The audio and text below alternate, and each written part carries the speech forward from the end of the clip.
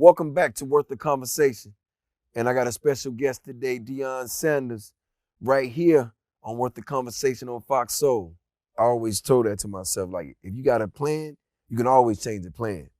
You can make changes, you can make, just different types of avenues or routes or whatever you want to go. But if you ain't got a plan, you can't change anything. You gotta have a plan, though. Right. You gotta have a plan. What don't have a plan? They think it ain't gonna be over. Right. It's not gonna be over. Right. That's You're playing to play. they crazy. Right. What Every game has a clock. Every game I know got a clock. You hit zero is a wrap, baby.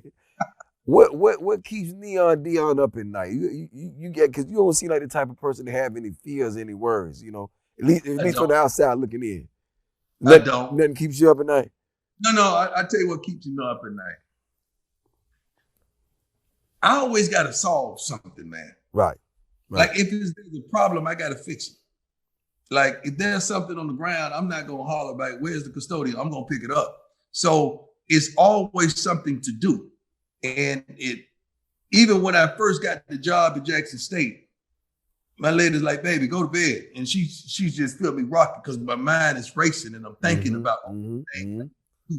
And I'm trying to solve all the problems and have all the solutions. And that's what keeps me up. I just want everybody to maximize their moments, man. Right. That's what keeps me up. I hate for somebody to give less than they got and to get to receive less than they can get. I want you to maximize the moment. Right. Don't leave nothing on the table.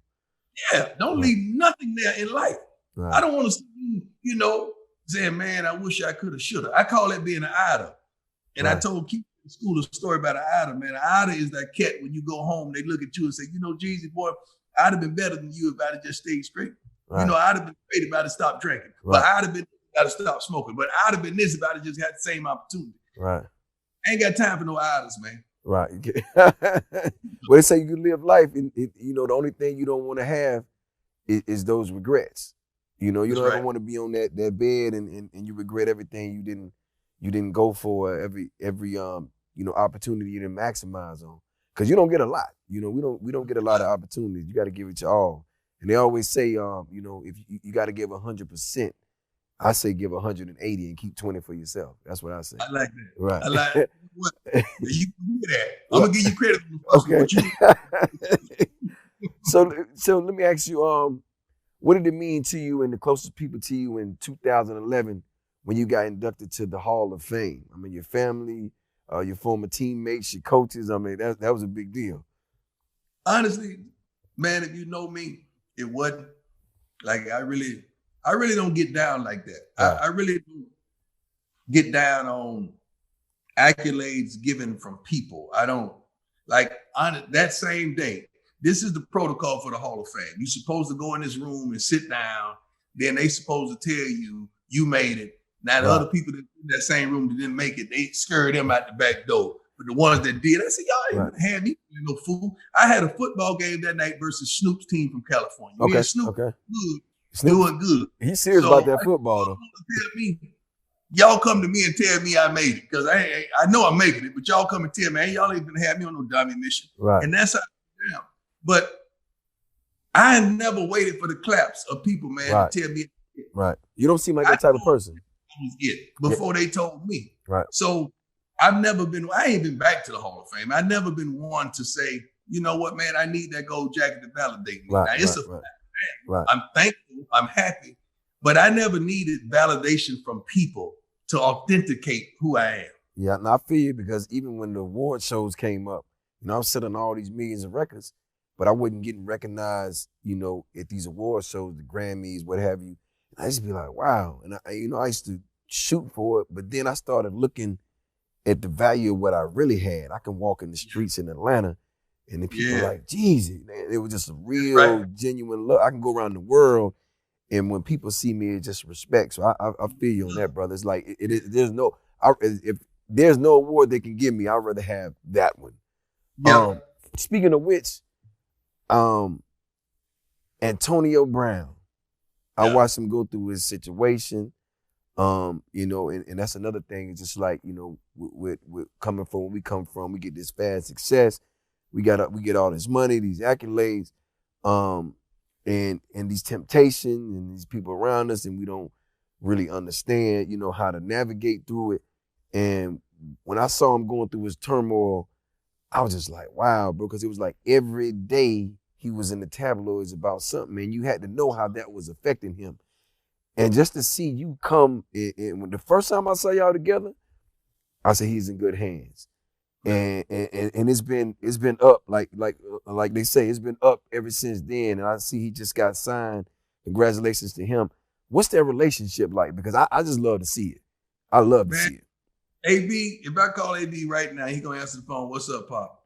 He calls me Pop. Like Pac-Man calls me Pop. These guys I reached out to in turbulent times, and even before then. I have so much respect for them because I see so much of me in them. But they another generation where it's controlled by our generation wasn't really controlled by the social and thrive on. We get into the back end of it, but they're in the midst of the social. So a lot of things that they did gets publicized. So I had to let him know you got to disconnect the two, man. It has to be an Antonio and it has to be an AB. Both of them can't hit the stage at the same time, man. You got to plan this stuff because the thing about AB, he'll start taking over for Antonio. Antonio gonna get mad and it's gonna be dysfunction. Double-minded man is unstable in all his ways, the book says. But when you look at the history of receivers, man, that's who they are. Jeezy, that's who they are. They the farthest away from the ball, but they the person who wants the ball the most. Right. And turned into Ochocinco and it ended in a crash. Terrell Owens turned into T.O. ended in a crash. Wow. Irvin turned into the playmaker ended in a crash. Wow. Now we praying and we hoping that OBJ and Odell Beckham get on the same page. Yes. Because always those guys that I could give you many other guys that were receivers that it just don't end right because it's something about them. I'm not gonna call them divas, but they the farthest away from the ball. They want the ball. Right. And they can't control their destiny because they need another person to facilitate them, and that's tough. Wow, that's deep. That's deep. That's deep. Because you waiting on that moment. You waiting on that moment. You waiting on that moment. That's deep. That's deep. That's deep, Prime. So let me ask you this: like, what gets you up every morning? What motivates you? Because I get up sometime, you be up before everybody I know, and you be going. You be going and you be moving and you be talking. What motivates Deion? What motivates Prime? What gets Prime out of the bed? Because I never feel like I'm there, dog. Okay. I never feel like I'm there. I always feel like I'm in the car and I'm on my way, man.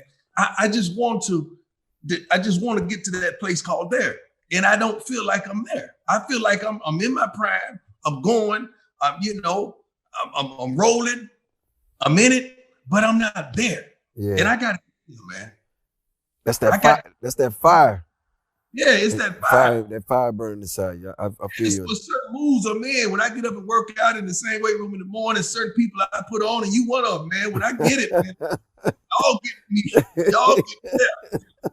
I love it. Yeah, I love it. I love it.